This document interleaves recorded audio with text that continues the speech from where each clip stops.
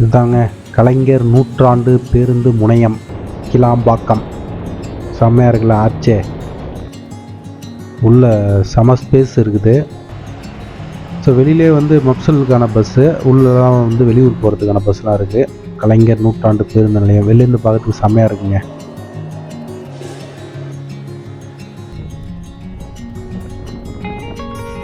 இதாங்க Koyambedu bus stand. எவ்வளோ பரபரப்பாக இருந்தது. இன்றைக்கி வந்து காற்று வாங்கிக்கிட்டு இருக்குது. பார்த்தீங்கன்னா தெரியும். அப்படியே ஒரு கடைகள்லாம் கூட இல்லை. ஏதோ ஆவில் புக் மட்டும் இருக்குது. மற்றபடி எல்லாமே க்ளோஸ். பஸ்ஸஸ் கொஞ்சம் இங்கேருந்து போகுது. இப்போ நான் இருக்கிறது பார்த்தீங்கன்னா கிளாம்பாக்கம் பஸ் ஸ்டாண்டு. புது பஸ் ஸ்டாண்டு கட்டி திறந்துருக்காங்களா சென்னையில். ஸோ அந்த இடத்துல தான் இருந்துகிட்ருக்கேன். கோயம்பேடு வந்து மூடிட்டாங்க. மேக்ஸிமம் பஸ்ஸஸ் இல்லை. சில பஸ் வந்து கோயம்பேடுலேருந்துமே போகுது. அந்த பஸ்ஸஸ் என்னென்னங்கிறதுமே தெரிஞ்சுக்கலாம். கிளாம்பாக்கம் பஸ் ஸ்டாண்ட் வந்து எப்படி இருக்குது, இங்கேருந்து பக்கத்தில் வந்து ட்ரெயின் ஃபெசிலிட்டிஸ்லாம் எப்படி இருக்குது, எது வந்து நம்ம சிட்டிலேருந்து வர்றதுக்கு எது வந்து ஈஸியாக இருக்கும், எப்படி வந்து இறங்கலாம், இங்கேருந்து பஸ்ஸஸ் என்னென்ன பஸ்ஸஸ்லாம் கிளம்புது, அதேமாதிரி கோயம்பேடில் என்னென்ன பஸ்ஸஸ்லாம் கிளம்புது அப்படிங்கிறது இந்த வீடியோவில் வந்து டீட்டெயிலாகவே பார்க்கலாம். இதுதாங்க கலைஞர் நூற்றாண்டு பேருந்து முனையம் கிளாம்பாக்கம். செம்மையாக இருக்குல்ல ஆச்சே. உள்ள செம ஸ்பேஸ் இருக்குது. ஸோ வெளியிலே வந்து மப்சலுக்கான பஸ்ஸு, உள்ளலாம் வந்து வெளியூர் போகிறதுக்கான பஸ்லாம் இருக்குது. கலைஞர் நூற்றாண்டு பேருந்து நிலையம் வெளிலேருந்து பார்க்கறதுக்கு செம்மையாக இருக்குங்க. ஸோ பைக் பார்க் பண்ணிவிட்டு அதுக்கப்புறம் போகலாம். பார்க்கிங் ஏரியாவுமே நல்ல ஸ்பேசியஸாக இருக்குது. நல்ல மாலில் இருக்கிற மாதிரி பிரம்மாண்டமாகவே இருக்குது. 3 மணி நேரத்துக்கு வந்து 10 ரூபா, அப்புறம் 12லேருந்து 24 மணி நேரத்துக்கு வந்து 40 ரூபா. பைக்குக்கெலாம் காருக்கெலாம் 50 ரூபா அப்படி வாங்குகிறாங்க. லிஃப்ட் ஃபெசிலிட்டிஸ் இருக்குது. அப்படியே மேலே போய்க்கலாம் பார்க்கிங்லேருந்து. அதேமாரி நிறைய இடத்துல வந்து எக்ஸலேட்டருமே வச்சுருக்குறாங்க. வாவ், இதுதாங்க பஸ் ஸ்டாண்டோட இன்டீரியர். செம்மையாக இருக்குல்ல, அட்டகாசமாக இருக்குது. பளபளன்னு இப்போதைக்கு பளபளன்னு தான் இருக்கும். புழக்கத்துக்கு நல்லா வந்துருச்சுன்னு வச்சுக்கிங்க, அதுக்கப்புறம் நார எழுட்டும். கோயம்பேடு அப்படி தான் இருந்துச்சு, செம்மையாக இதேமாரி தான். இதனால இது பார்க்கறதுக்கு செம்மையாக இருக்குது. இதுதான் பஸ் ஸ்டாண்டோட என்ட்ரன்ஸு, எக்ஸ்டீரியரு. கூட்டம் வந்து அந்த அளவுக்கு கிடையாது. பயணிகள் ஓரளவுக்கு இப்போ தான் வர ஆரம்பிச்சிருக்காங்கன்னு நினைக்கிறேன். ஸோ அதுக்கு காரணம் வந்துட்டு டிஸ்டன்ஸ். நம்ம கோயம்பேடை வந்து நிறைய பழக்கப்படுத்தி வச்சுருந்தோம். ஸோ அது வந்து நமக்கு ஈஸியாக இருந்துச்சு. இது வந்து கண்டிப்பாக வந்து தூரம் தான். ஸோ இந்த பில்டிங் ஸ்டைலே வந்து கொஞ்சம் ட்ரெடிஷ்னலாகவுமே இருக்குது. அது நல்லாவும் இருக்குது. சிட்டிலேருந்து வர்றது கண்டிப்பாக வந்து தூரமாக தான் இருக்கும் நம்மளுக்கு இந்த பஸ் ஸ்டாண்டு. ட்ரெயின் பார்த்துட்டிங்கன்னா பக்கத்தில் வந்து குடுவாஞ்சேரி, அப்புறம் வண்டலூர். இதுவுமே வந்து பஸ் ஸ்டாண்ட்லேருந்து ஒரு 2 கிலோமீட்டர் கிட்டத்தட்ட வந்துடும். எனக்கு தெரிஞ்சு பஸ்ஸில் வந்து டைரெக்டாக வந்துடுறது நல்லது. தாம்பரத்துலேருந்துலாம் வந்து நிறைய பஸ் இருக்குது. தாம்பரம் வரைக்கும் வந்துட்டு அங்கேருந்து நம்ம பஸ் எடுத்துக்கிட்டோன்னா பெஸ்ட்டு. ஆனால் கொஞ்சம் நாளில் வந்து ரயில்வே ஸ்டேஷனுமே இப்போ வந்து கட்டுறதுக்கு பிளான் பண்ணிகிட்டு இருக்காங்களாம்மா, கிளாம்பாக்கத்துக்குமே. அது வந்துருச்சுன்னா அதுக்கப்புறம் வந்து தொந்தரவு இருக்காதுன்னு நினைக்கிறேன். ட்ரெயின் ஃபெசிலிட்டிஸ் கண்டிப்பாக வந்து தேவை. இதுதாங்க பஸ் ஸ்டாண்டு. ஆமாம், இது வந்து ப்ரைவேட் பஸ்ஸஸ்ங்க. இது பக்கத்துலேயே வந்து எஸ்சிடிசியும் இருக்குது. நல்ல ஏரியா வந்து நல்ல விஸ்தாரமாக தான் இருக்குது. பயணிகள் சொல்கிற மாதிரி இன்னும் வரல அந்த அளவுக்கு. வந்துட்டாங்கன்னா அதுக்கப்புறம் ஜேன்னு ஆகிடும்னு நினைக்கிறேன். ஸோ அதுக்கேற்ற மாதிரி மெட்ரோ, ட்ரெயின், இந்த ஃபெசிலிட்டிஸ்லாம் வந்துருச்சுன்னா அதுக்கப்புறம் வந்து களை கட்ட ஆரம்பிச்சிடும். அது வர வரைக்கும் கொஞ்சம் மக்கள் உள்ளே வரதுக்கு கொஞ்சம் யோசிப்பாங்க தான். தென் மாவட்டங்கள் போகிறதுக்கான பஸ்ஸஸ்லாம் வந்து இங்கேருந்து தான். திருச்சி, மதுரை, கன்னியாகுமரி, திருநெல்வேலி இதெல்லாம் வந்து இங்கேருந்து தான் போய் ஆகணும். அதேமாதிரி கோயம்பேடுலேருந்து என்ன பஸ்ஸெல்லாம் போகுதுங்கிறதுமே சொல்கிறேன். நிறைய வந்து கடைகள் வந்து இன்னும் திறக்கலை. இன்னும் கொஞ்சம் நாள் ஆகும்னு நினைக்கிறேன் திறக்கிறதுக்கெலாம். சாப்பிட்ற கடைலாம் சில கடைகள் இருக்குது. ஆட்டோ வந்து புக்கிங் இருக்குது. ஸோ அதை பற்றி அதில் வந்து டீட்டெயில்ஸ் வந்து நம்ம கேட்டு தெரிஞ்சுக்கலாம். இப்போ வந்து கஸ்டமர் யாரும் வராங்கன்னா, உங்களை மாதிரி கஸ்டமர் வராங்கன்னா, கிலோமீட்டருக்கு அதான் நீங்கள் எங்கே போகிறீங்கன்னு சொல்கிறீங்கன்னா அதுக்கு மேப் போட்டு செக் பண்ணி பார்ப்பேன். செக் பண்ணி பார்த்துட்டு எவ்வளோ கிலோமீட்டர் வருதுன்னு பார்த்துட்டு அந்த கிலோமீட்டருக்கு இந்த சார்ட் படி ரேட் கார்டு இது. ஓகே, இதுதான் டெனக்ஷன். அந்த அமௌண்ட் படி போட்டால் எவ்வளோ கிலோமீட்டர். இப்போ நீங்கள் 15 கிலோமீட்டர் எக்ஸாம்பிள் போகிறீங்கன்னா 15 கிலோமீட்டருக்கு 266. ஓகே, இந்த ரேஞ்ச் வரும். கிலோமீட்டருக்கு 18 ரூபா அந்த ரேஞ்ச் வரும். சிட்டியில் எங்கே போனாலுமே கிலோமீட்டருக்கு 18 ரூபா ரேஞ்ச். ஆட்டோ மட்டும்தான் போயிருக்கு. ஆட்டோ மட்டும் ப்ரீபெய்டு அந்த பக்கம், ஆட்டோ அந்த பக்கம் டாக்ஸி, இந்த பக்கம் ஆட்டோ. கவர்மெண்ட் திட்டம் படி வந்துருக்குன்றாங்க. நியூஸில் போட்டு கிலோமீட்டர் ரேட்டிங் படி. ஆர்டிஓ வெரிஃபைடு தான். அந்த ஐடி கார்டு ஒன்று வரும். அவங்க உள்ளவங்க மட்டும் தான், ப்ராப்பராக உள்ள டிரைவர் மட்டும் தான் வரும். இந்த பில் பிரித்து கொடுத்துரும். இந்த பில்லை வச்சு ஆர்டிஓட்டையும் கம்ப்ளைண்ட் பண்ணலாம். இந்த பில் அமௌண்ட்டு படி போவோம். அவ்வளோதான். பில்லு தாம்பரம்னா 220 அந்த மாதிரி வருது. டிரைவருக்கு ஐடி கார்டு. ஆமாம், ப்ரீபெய்டு கார்டு. ஸோ இதுக்குன்னே நீங்கள் இப்போ டிரைவர்ஸ் வந்து இணைச்சி வச்சிருக்கீங்க. ஆமாம், அது ஆர்டிஓ போட்டு கொடுத்த கார்டு. ஓகே, அவங்க போட்டு கொடுத்து கிலோமீட்டர் பேசிக்கில் போட்டு விட்டுக்கிறாங்க. இங்கே கார்டு இருக்கிற மட்டும் தான் உள்ள அலோடு. கார்டு ஸ்டிக்கர் ஆட்டோவில் ஸ்டிக்கர் ஓட்டிருப்பாங்க. அந்த ஸ்டிக்கர் இருந்தால் மட்டும் தான் உள்ள அலோடு, இல்லைனா இல்லை. கார்டு இருந்தால் தான் இங்கே என்ட்ரி பண்ண முடியும் நோட்டு. வேற வெளி ஆட்டோ கிடையாது. வெளி ஆட்டோ அலோடு. நீங்கள் இணைச்சிருக்கிற ஆட்டோ? ஆமாம், ஆர்டிஓ மூலயமா அது சைன் போட்டு ஆர்டிஓ சைன் பண்ணி வந்துருக்கு. ஓகே. இப்போ மக்கள் வராங்க, நிறைய பேர் வராங்க. இப்போ இந்த டைம் டிமாண்ட் இல்லை, ஏன்னா ஓலா இப்போ 12 ரூபா ஒரு கிலோமீட்டர் இருக்கா, அந்த ரேஞ்சு பார்த்துட்டு இதில் ஒரு 50 ரூபா 100 ரூபா எக்ஸ்ட்ரா இருக்குன்றத பார்த்து வரதில்லை. ஆனால் நைட் டைம் செம கூட்டம் வருது. அந்த நைட் டைம் தான் டிமாண்ட் இதில் அதிகமாக வருது. ஓலா ஊபரில் இன்னும் ஜாஸ்தியாக வருது. இது 24 ஹவர்ஸும் இருக்கனால 24 ஹவர்ஸும் 18 ருபீஸ்னால நைட் டைம் கூட்டம் வருது. பகல் டைம் கொஞ்சம் டல்லு தான். நைட்டில் போனாலும் பகலில் போனாலும் ஒரே சேம் ரேட்டு தான். ரேட்டு ஒன்று தான். ஆமாம், ஒன்று தான். பகலில் 18 ரூபா தான், நைட்லேயும் 18 ரூபா தான். ஒன்றா ஸ்கொயர் ரேட்டு. இது பகல் போனால் அதே சேம் ரேட்டு தான் வரும். எக்ஸ்ட்ரா கேட்டால் அவங்க கம்ப்ளைண்ட் பண்ணால் அந்த ஆர்டிஓ மூலியமா கூட கம்ப்ளைண்ட் பண்ணிக்கலாம். அது அந்த ரேஞ்சு நாங்கள் நடவடிக்கை எடுத்துக்கோம். உள்ள வந்துட்டு இப்போ டேரக்டா உங்ககிட்ட தான் வந்து புக் பண்ணுமா, இல்ல ஃபோன் ஏதோ மூலயமா கூட பண்ணுமா?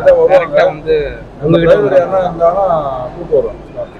எக்ஸிட் இந்த வழியா இந்த பூத் இங்க ஃபர்ஸ்ட் இங்க மட்டும் தான் போட்டிருக்காங்க. இதுக்கு மேல டெவலப் ஆகும், உள்ளேயும் பூத் நிறைய போட ஆரம்பிச்சாங்கன்னா ஈஸியா இருக்கும். பக்கத்துலயே இருந்து நீங்க வந்தாங்கன்னா கஸ்டமருக்கு ஈஸியா இருக்கும். இந்த ஆட்டோ இங்கே விட்டா ஈஸியா இருக்கும்ன்ற மாதிரி.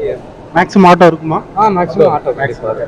இப்போ நிறைய பேர் பார்த்துட்டு வருவாங்க, இதை பார்த்துட்டு யூஸ்ஃபுல்லாக இருக்கும். நீங்கள் நைட்டு எந்த டைம் வந்தாலும் வண்டி இருக்கும். ஸோ என்ட்ரன்ஸ்லேயே இருக்குது ஸ்டாலு. இங்கே வந்து ரைட் சைடில் வந்து பார்த்துட்டிங்கன்னா டாக்ஸிக்கு இருக்குது, லெஃப்ட் சைடில் வந்து ஆட்டோவுக்கு இருக்குது. வந்தீங்கன்னா புக் பண்ணிக்கோங்க, யூஸ்ஃபுல்லாகவே இருக்கும். 18 ரூபாயமா கிலோமீட்டர். நம்ம டாக்ஸி புக்கிங் சென்டரில் இருக்கும். அது வந்து டீட்டெயில்ஸ், டாரிஃப் டீட்டெயில்ஸாக சொல்ல போகிறாங்க. இங்கே வந்து பார்த்தீங்கன்னா கவர்மெண்ட் ஃபிக்ஸ்டு ஃபேர் தான். இது வந்து 24 ஹவர்ஸ், ஏதாவது டிமாண்ட் சார்ஜ் அதெல்லாம் எதுவுமே இல்லாமல் 24 ஹவர்ஸ் 365 டேஸ் ஒரே டாரிஃப் தான். அது 28 ருபீஸ் பர் கிலோமீட்டர் வந்து வரும். இங்கேருந்து மேஜராக வந்து பார்த்தீங்கன்னா ஏர்போர்ட்டுக்கு 555 ருபீஸ். எல்லாமே கஸ்டமருக்கு பில்லோட கொடுத்துருவோம். அந்த பில்லை எடுத்துகிட்டு போயிட்டு டிரைவர் கிட்ட கொடுத்தாங்கன்னா அந்த பில்லில் என்ன ஃபேர் இருக்கோ அந்த ஃபேர் வரைக்கும் பே பண்ணால் போதும். No extra charges.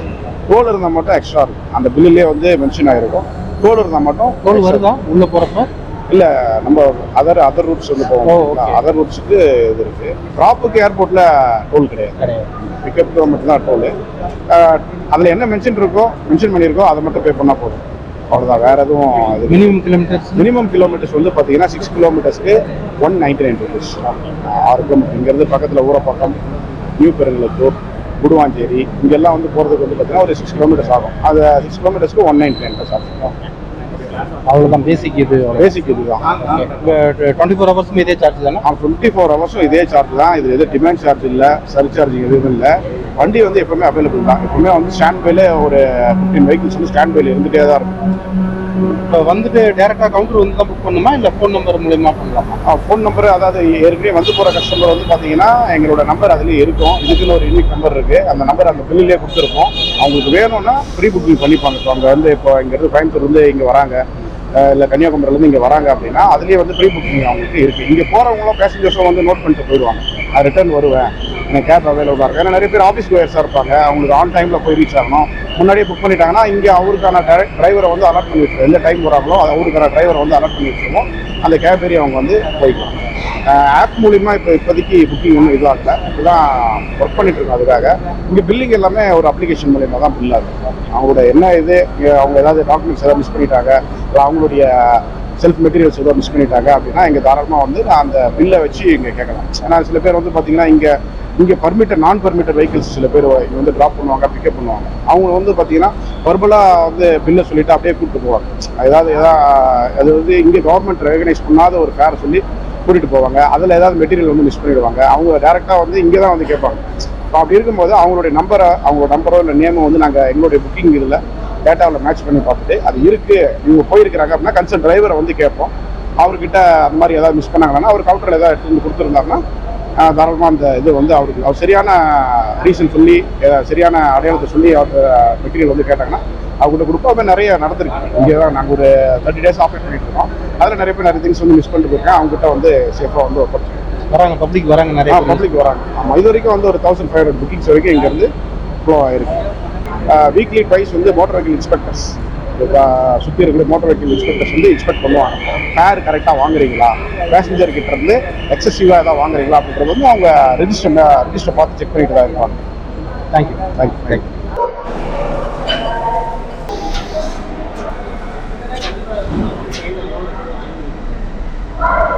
தண்ணி நல்லா இருக்குங்க, குடி தண்ணி. ஆரம்பத்தில் நல்லா இருக்கும், போக எப்படி இருக்குன்னு தெரியல. இப்போதைக்கு வந்து பஸ் ஸ்டாண்டே சுத்தமாக இருக்குது, உண்மையிலே க்ளீனாக இருக்குது. போக போக வேறு மாதிரி மாறிடும், ஆனால் இப்போதைக்கு செம்ம. பஸ் ஸ்டாண்ட் மேலே வந்து ஃபஸ்ட் ஃப்ளோருமே இருக்குங்க. ஸோ இங்கே வந்து பார்த்துட்டிங்கன்னா டார்மிட்டரிலாம் இருக்குது, லேடிஸு ஜென்ஸு 2 பேருக்கும் தங்குற மாதிரி வந்து டார்மிட்டரிலாம் வச்சுருக்காங்க.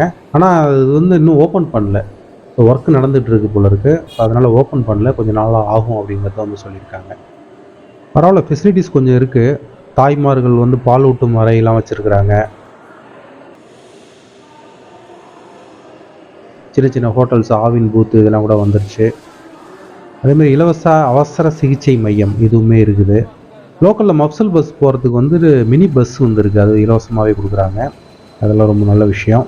அதே மாதிரி வெஹிக்கிள் இருக்குது, ஃப்ரீ வெஹிக்கிள், எலக்ட்ரிக் வெஹிக்கிள் இருக்குது. அப்படியே இங்கேருந்து வந்து பஸ் ஸ்டாண்டு உள்ள போய்க்கலாம். அதில் தான் போய் ட்ராவல் பண்ணுறோம். லக்கேஜெலாம் எடுத்துகிட்டு வர்றப்போ இந்த வெஹிக்கிள் வந்து ரொம்ப யூஸ்ஃபுல்லாக இருக்கும். அதுமாரி மினி பஸ்ஸஸ் வந்து நிறையா கொடுத்துருக்காங்க.